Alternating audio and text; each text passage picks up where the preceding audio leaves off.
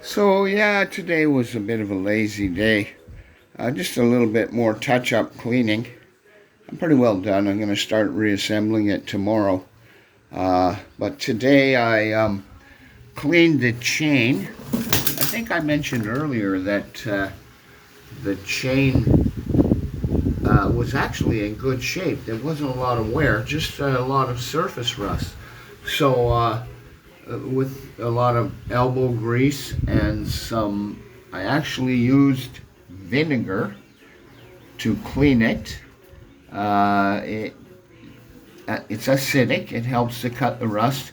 I just went over it with a soft copper brush, and the surface rust came right off, actually. Then I um, put it in 40 weight engine oil, and I put it on the back burner beside the barbecue and heated it up to 160 degrees. That was more than hot enough. Then I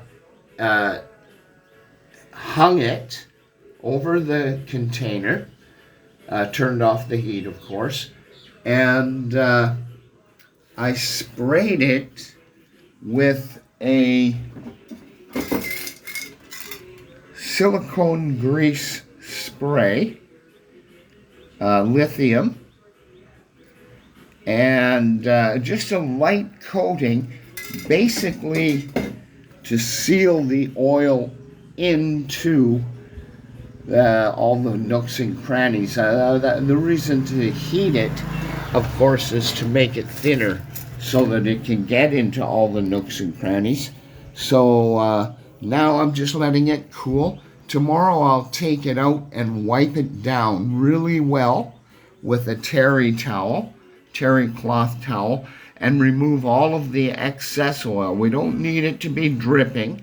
We just need to have a coating for surface rust and as much in between the rollers and the pins as we can hold in there without it dripping out.